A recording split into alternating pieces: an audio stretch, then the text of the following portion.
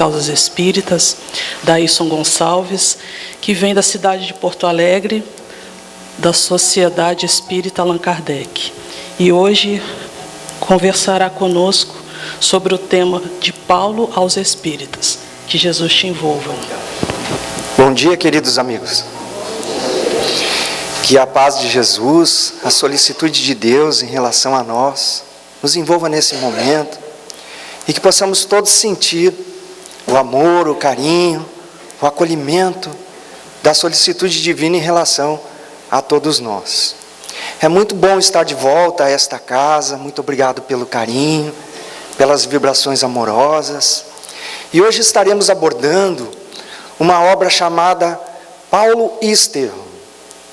Acontecimentos em torno, relatados por Emmanuel, pela psicografia de Francisco Cândido Xavier, em torno dos acontecimentos em relação à estrada de Damasco, a qual nós tentaremos trazer a análise, a meditação, a reflexão, de que todos nós em algum momento da nossa caminhada também chegamos às portas, à entrada, à própria estrada de Damasco, que saibamos identificá-la, em que momento ela nos ocorreu, e se também nós estamos atendendo ao chamado de Jesus, como fez a Saulo naquele momento, que posteriormente adotou o pseudônimo de Paulo de Tarso. Mas para compreendermos um pouco mais o que iremos retratar aqui hoje, a obra em si ela é muito rica. Aqueles que não leram, recomendamos com muito carinho que, à medida do possível, leiam a obra, estudem, pois que ela nos traz a nossa tarefa,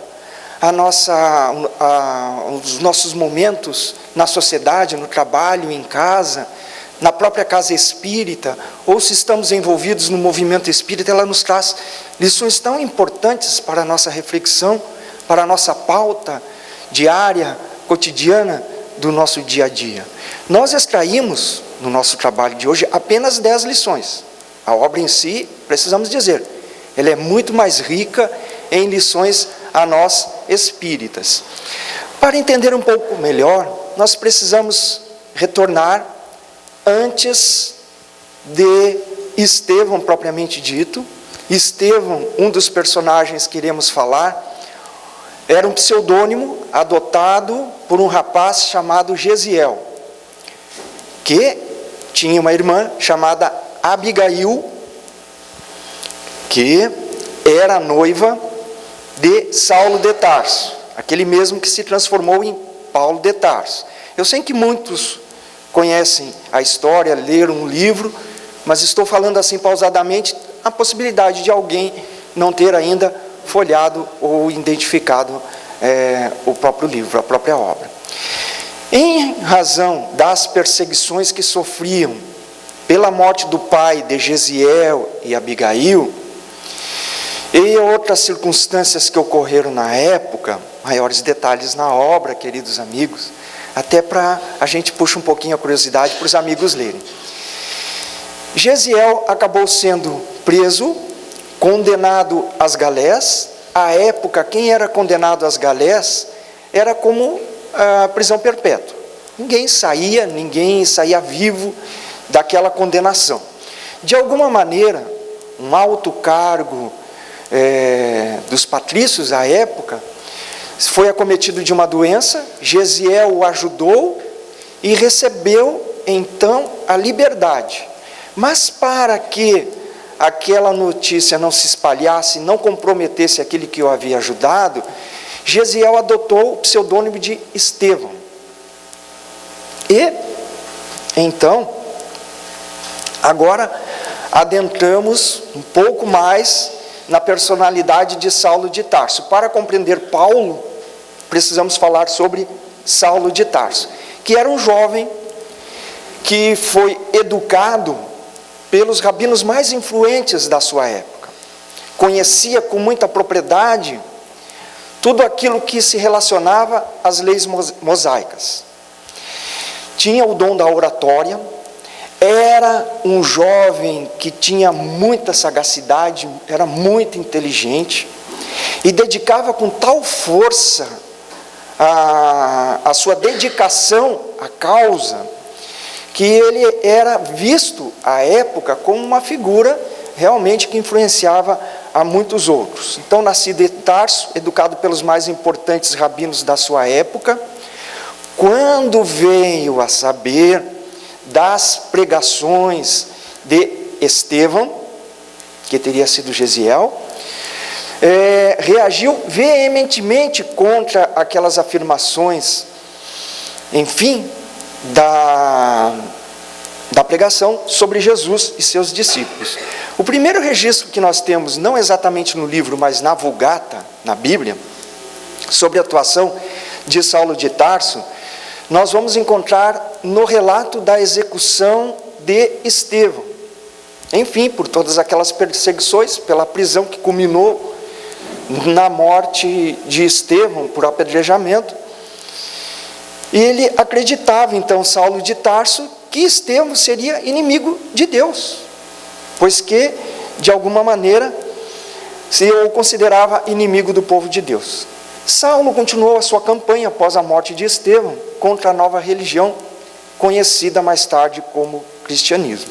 Entendia que era o seu dever, como fiel, aquela perseguição aos próprios cristãos, pois entendia que elas contrariavam aquilo que ele conhecia das leis mosaicas. Não mediu esforço para cumprir esse papel. Como nós falamos um pouco antes, Abigail, irmã de Gesiel, que se tornou Estevão, estou conseguindo me fazer entender? Está muito complicado.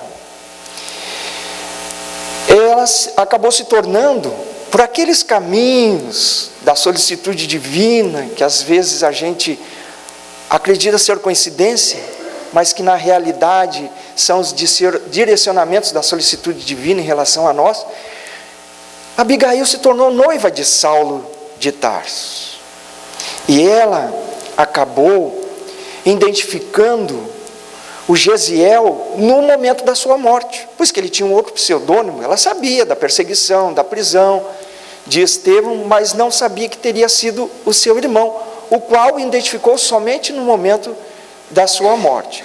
Então, após a morte de Estevão, Abigail se afastou de Saulo. E, em função de algumas outras características da época, ela acabou também retornando à pátria espiritual. E aquilo, de alguma maneira, mexeu com os sentimentos e o psiquismo de Saulo de Tarso, que considerava culpado a conversão de Abigail mais forte ao cristianismo, a um senhor chamado Ananias, que a iniciara exatamente nos conhecimentos dos ensinamentos de Jesus. Então ele ameaçava, prendia, agredia, esteve por diversas vezes na casa do caminho, onde atuavam Simão Pedro, Tiago, Lucas e tantos outros discípulos à época de Jesus. Ele convenceu o Sinédrio da necessidade da prisão de Ananias, que residia em Damasco, 250 quilômetros de Jerusalém. Conseguiu a carta de prisão e se dirigiu para lá. E vejam bem, um fato interessante. Sem carro, sem avião, sem metrô, sem outro transporte rápido, a cavalo.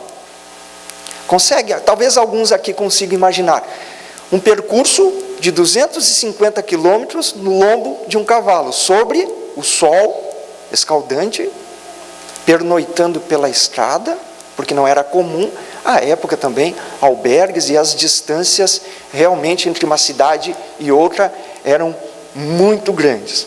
E ele vinha então com aquela autorização dos principais líderes para prender Ananias e levá-lo, talvez, até a sua própria condenação. Aqui nós temos o mapa da Palestina ao tempo de Herodes, mas o que nós vamos falar agora está lá em cima, pela seta vermelha indicada, a estrada de Damasco. E aqui nós temos a primeira lição que queremos passar hoje, a lição da humildade, da entrega, da dedicação. Pois Saulo, apesar de ser responsável pela morte de Estevão, defendendo o que aquele acreditava ser o certo, ele era um homem íntegro, probo.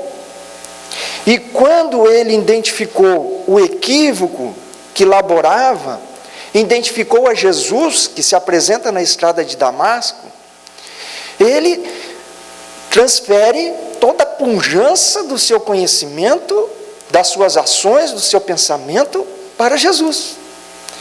Então, esta primeira lição, a lição da humildade, deu-se na estrada de Damasco, quando ele percebe que o equívoco se tornara patente e que Jesus o havia de alguma maneira chamado em diversas outras situações, não obtendo resposta na estrada de Damasco ao chamado definitivo. E que Saulo então teve palavras específicas para responder a Jesus. E nós? Quantas outras vezes Jesus nos chamou? Até hoje Ele nos chama de alguma maneira. Vejam bem, então, ele vinha naqueles 250 quilômetros pensando sobre muitas situações que ocorreram no enfrentamento que ele teve com aquele jovem Estevão, que também tinha o dom da oratória, que também tinha aquele seu magnetismo na voz, que as pessoas acorriam para ouvi-lo, e muitas pessoas se convertiam, e que tinha uma firmeza moral, que muitas vezes Saulo o interpelava. Em certa ocasião, na casa do caminho, deu-lhe um tapa no rosto e perguntou-lhe: não reajas? O teu Cristo te ensina a ser um covarde? E ali naquele momento, Saulo, impressionado com a firmeza moral daquele homem, que vai lhe dizer nas palavras lúcidas e firmes: a paz difere da violência, tanto quanto a força do Cristo difere da vossa, sem medo, com desassombro, com aquela confiança em Deus, com aquela fé sólida e raciocinada da sua época. Em outra ocasião, também forçado à discussão, à violência, ele vai responder a Saulo: Jesus recomenda a seus discípulos que fugissem ao fermento das discussões e das discórdias. Não se permitia adentrar na discussão, na resposta, às vezes impetuosa. Também aqui nos cabe uma reflexão: será que nós, mesmo nós os espíritas que já estamos envolvidos com as tarefas da casa espírita, em algum momento nós não nos entregamos ao fermento das discussões e das discórdias? Talvez não. Cara a cara, face to face, frente a frente. Mas será que nós não temos esse comportamento nas mídias sociais? Nas postagens do WhatsApp, do Facebook, do Instagram? Será que não reagimos desta maneira quando alguém discorda e que tem o direito de discordar, de não concordar com o nosso pensamento? E muitas vezes colocamos véu em algumas postagens que ninguém está ouvindo, mas está lendo do outro lado da tela, e ali está impresso o nosso pensamento, a essência do nosso eu sem máscaras, observados pelos espíritos e pela espiritualidade. Então é uma grande lição a resposta de Estevão a Saulo. Jesus recomenda a seus discípulos que fujam do fermento das discussões e das discórdias, trazendo aos nossos dias também nas postagens das mídias sociais. Pela coerência e sabedoria do seu mestre Gamaliel, que foi um dos iniciadores de Saulo nas pregações do Sinédrio, do conhecimento solidificado sobre a lei mosaica, mas que, em determinada circunstância, visitando a casa do caminho, vai observar entre aquelas pessoas que eram atendidas, amparadas, acolhidas pelos irmãos da casa do caminho, muitas delas com a lepra, ele identifica, sem que relate a Pedro ou aos outros quem era, mas identifica um alto escalão do Sinédrio que havia desaparecido no momento que ninguém sabia notícias, conversando, reservado com aquele homem, ele vai ouvir o seguinte: os nossos irmãos do Sinédrio me expulsaram. E naquela época, quem contraía a lepra, os amigos devem saber, que a pessoa era arriscado de um livro chamado Livro dos Vivos. Os seus bens lhe eram retirados e ele era expulso das cidades, não poderia conviver nem mesmo com as pessoas da sua família, era a regra, era uma lei. Em algumas cidades, pendurava uma espécie de sinete no pescoço para que quando algum precisava adentrar para comprar mantimentos, as pessoas saíssem da rua. Tudo isso em razão do contágio, temendo o contágio da lepra. E ele vai dizer: o Sinédrio não me expulsou. Esses irmãos da casa do caminho me acolheram, me tratam, cuidam das minhas feridas, como se fosse um irmão deles. Então Gamaliel passou a ter um outro olhar. E quando conversava com Saulo, dizia: estes irmãos não são de todos maus. Observa, analisa. Mas ele não, como ele tinha um alto cargo também no Sinédrio, Gamaliel, ele não poderia se mostrar efetivamente na defensiva daqueles, mas deixava a entrever. E inclusive ofertou a Saulo um exemplar dos escritos de Mateus, que ele tinha ofertado por Simão Pedro, que Saulo leu, mas continuou ainda na sua posição. Mas tudo aquilo eram sementes, que aos poucos, ali naquela percurso de Jerusalém a Damasco, estava muito vivo no pensamento de Saulo. Através do exemplo, do amor, também da fortaleza e da convicção na fé que abraçara da noiva Abigail, que retornou à pátria espiritual, e uma prece, que nós vamos encontrar no livro que Abigail e Gesiel, que se tornou Estevão, fazem pela morte do pai. E quando Abigail identifica que Estevão, ali apedrejado no Sinédrio, teria sido Gesiel, ela faz uma prece que nenhum daqueles altos cargos do Sinédrio, nenhum soldado teve coragem ou força de impedir, e ouviram, e Saulo também. E aquela prece ficou no seu pensamento como uma semente, pouco a pouco, germinando, e que ali lhe vinha na lembrança, naquela estrada. Vamos à prece. Obviamente, não tenho aqui a mesma emoção de Abigail, mas vamos tentar retratar um pouco na emoção, lembrando que na obra nos relata que essa prece foi feita entre lágrimas, pela circunstância, e vai nos dizer: Senhor Deus, Pai dos que choram, dos tristes, dos oprimidos, fortaleza dos vencidos, consolo de toda dor. Embora a miséria amarga dos prantos de nosso erro, deste mundo de desterro, clamamos por vosso amor. Nas aflições do caminho, na noite mais tormentosa, vossa fonte generosa é o bem que não secará. Sois em tudo a luz eterna, da alegria e da bonança, nossa porta de esperança, que nunca se fechará. Quando tudo nos despreza, no mundo da iniquidade, quando vem a tempestade sobre as flores da ilusão, ó Pai, sois a luz divina, o cântico da certeza, vencendo toda aspereza, vencendo toda aflição. No dia da nossa morte, no abandono ou no tormento, trazei-nos o esquecimento da sombra, da dor, do mal. Sintamos a luz da vida renovada e redimida na paz ditosa e imortal. Uma outra característica, uma outra ferramenta, uma outra semente que ali naquele momento desabrochava, e agora ele encontrava-se diante daquele Cristo incompreendido, magnânimo, que veio pessoalmente convocá-lo ao testemunho, convocá-lo ao trabalho, ali a sua primeira profissão de fé. E em resposta ao chamado de Jesus, que lhe pergunta, uma pergunta que ele adentra no psiquismo, na consciência, com toda a força, com toda a pujança da presença de Jesus, aquela luz que o deixou cego por 3 dias, momentaneamente, ele ouve a voz: Saulo, Saulo, por que me persegues?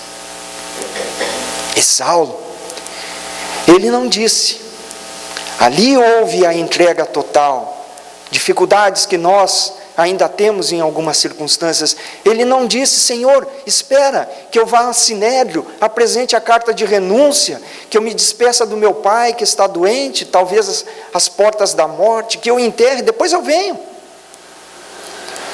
Trazendo para os nossos dias, quantos de nós, trabalhadores da casa espírita, identificamos em algum aluno, em alguma pessoa que já está há algum tempo estudando a doutrina, algum facilitador, algum palestrante, identificamos o perfil para se qualificar, para ser expositor, facilitador, atendente fraterno, passista, e a pessoa às vezes nos diz: eu sou tão imperfeito, eu ainda tenho tantas dificuldades. É verdade, nós temos. Mas todos nós que deixamos o conforto do nosso lar e nos debruçamos às vezes numa sala de aula por 1 hora ou por 40 minutos para ouvir uma palestra, já temos alguns degraus galgados, já temos algumas virtudes, porque a maioria das vezes nós só olhamos o que está errado em nós, mas já estamos com alguns passos adiantados, necessitando ainda de ir trabalhar aquelas imperfeições que identificamos, ou dizemos: quando eu me aposentar, eu vou me dedicar à casa espírita.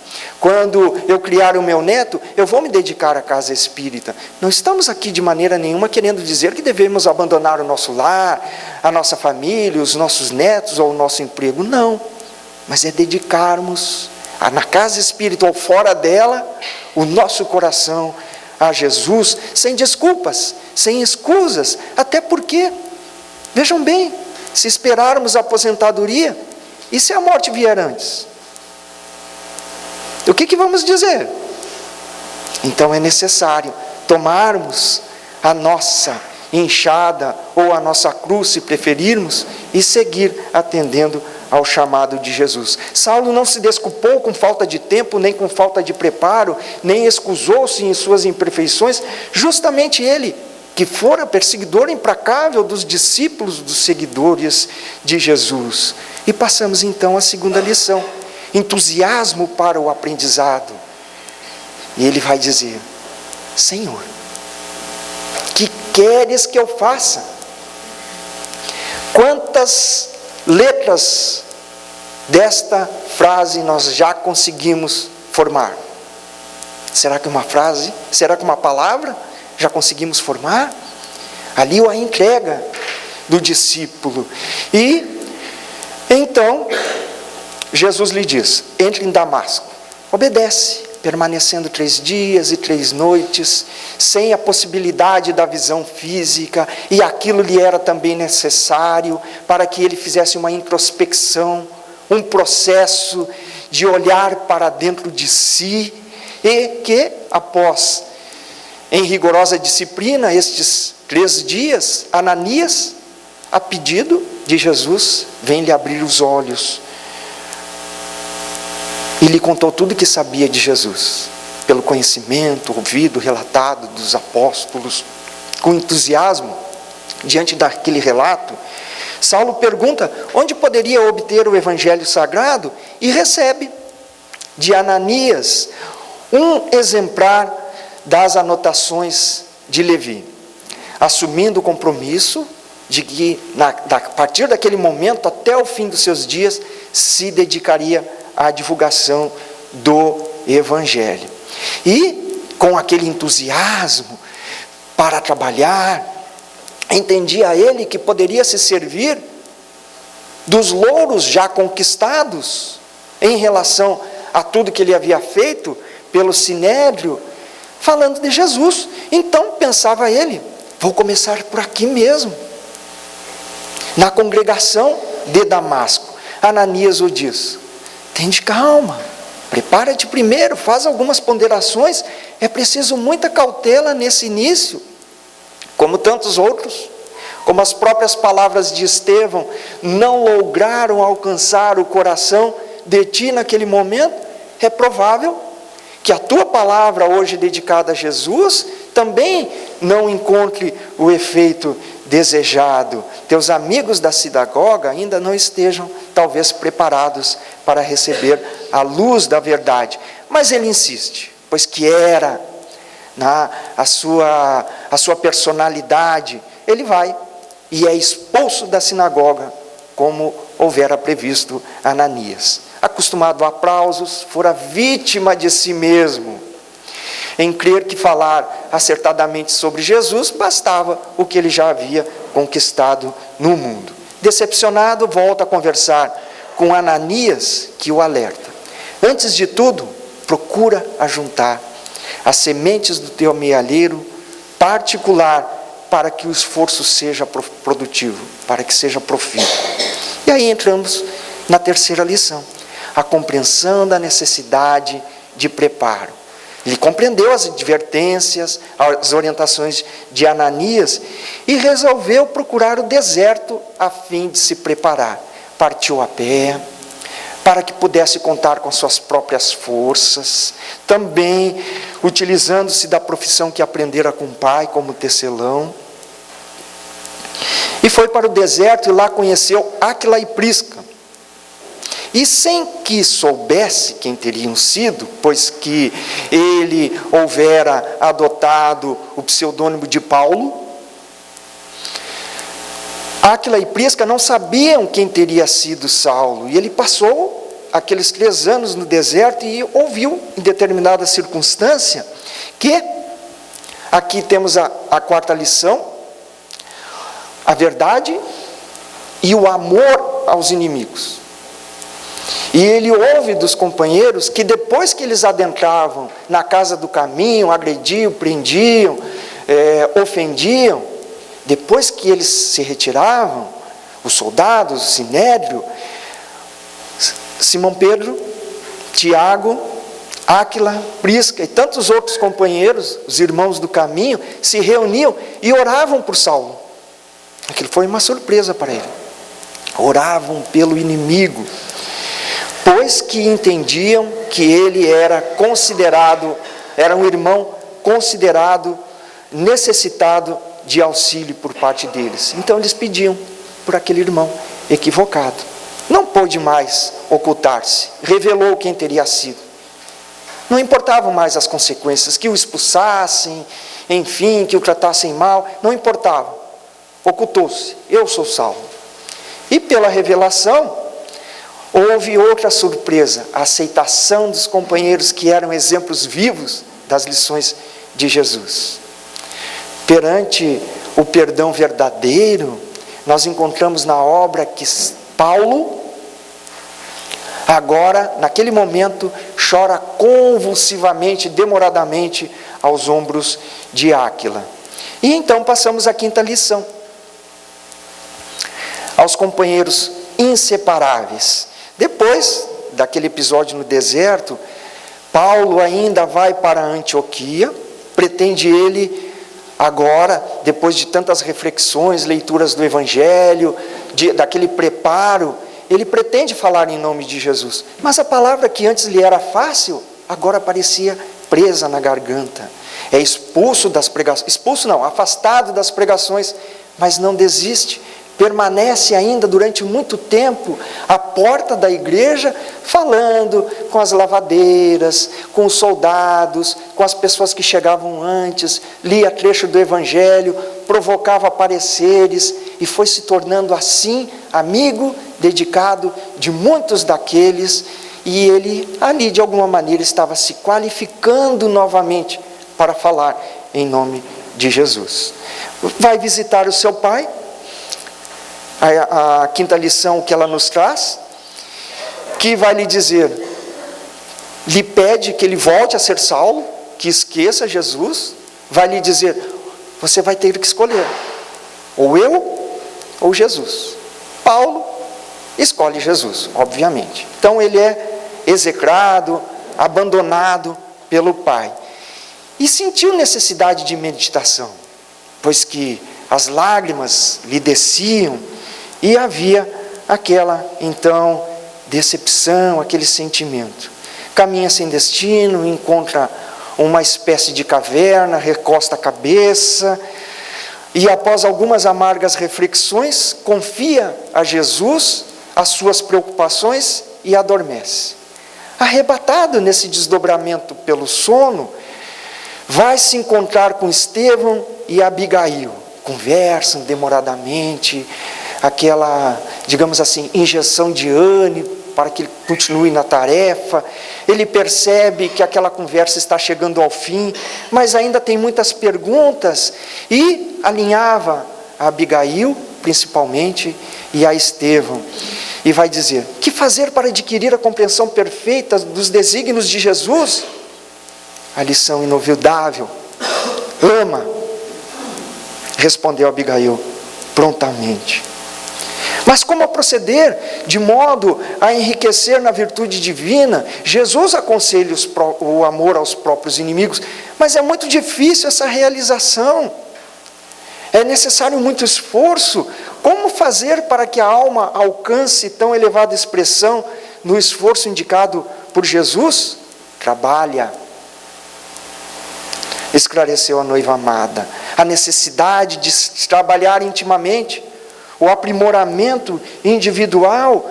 Ainda pergunta: que providências adotar contra o desânimo destruidor que nos atinge nos dias atuais em alguns momentos? Quantos companheiros ouvimos dizer: eu vou me afastar da casa, eu vou sair do grupo, eu já não posso mais. O desânimo que de alguma maneira ali está de permeio, e também estava em torno dos pensamentos de Paulo. Que providências adotar contra esse desânimo? Espera, confia na espiritualidade que nos traz a sua pauta, a sua solicitude no tempo certo. Mas os homens, os israelitas, agarravam-se à lei de Moisés, intensificavam o regime das hipocrisias farisaicas. Os seguidores do caminho aproximavam-se novamente das sinagogas, fugiam dos gentios, submetiam-se aos processos de circuncisão. Abigail disse-lhe agora, acentuando as despedidas com mais ternura: perdoa. Amar, trabalhar, esperar ou confiar e perdoar foram o lema que ele passou também a adotar, trazendo aquela afirmação que muitos de nós conhecemos, de que ele se considerava prisioneiro de Jesus, mas por opção. Agora sou também prisioneiro do Cristo, não mais me pertenço a mim mesmo. Na segunda viagem, na sexta lição, a força da prece, quando ele que houvera fundado diversos núcleos em Corinto, em Tesalonicenses, entre os tesalonicenses, ele recebia cartas de todos esses, como atender, como amparar, como trabalhar, e ele se sente incapaz de atender a todos.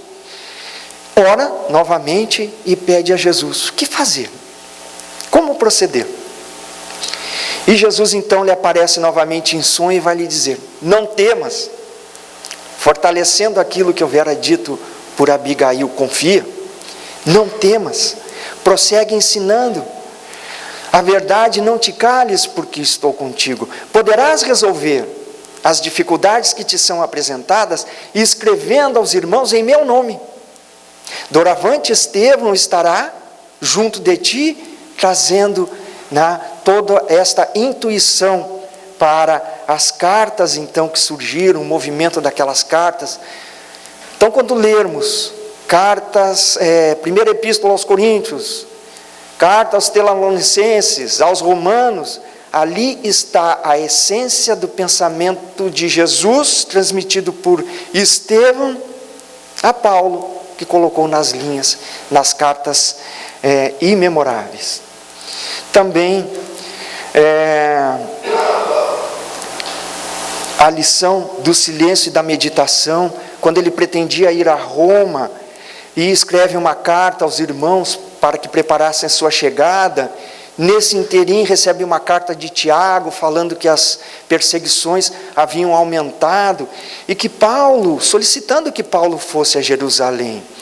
ele se afasta para fazer a meditação, uma análise, e nós vamos identificar no livro que Tiago sempre fizera oposição lá no início a Paulo. Então ele não se sentia muito confortável para atender o pedido de Tiago que voltasse a Jerusalém, pois que ele pretendia ir a Roma.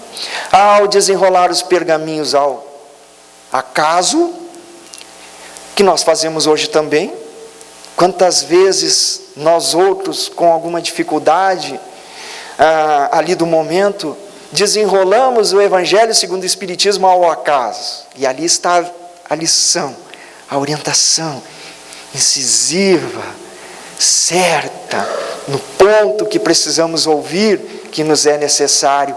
E assim aconteceu com Paulo, desenrolou os pergaminhos ao acaso e lê a orientação de Mateus capítulo 5, versículo 25.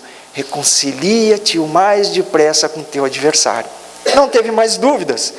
Não era justo alimentar caprichos pessoais na obra do Cristo. Também nos cabe nos dias atuais não alimentarmos qualquer capricho, que nada mais, nada menos é do que o melindre que às vezes nos sentimos perante certas circunstâncias dos nossos irmãos, até mesmo na própria casa espírita. Sonhou naquela noite e Abigail lhe diz: não te preocupes, Paulo, irás a Roma.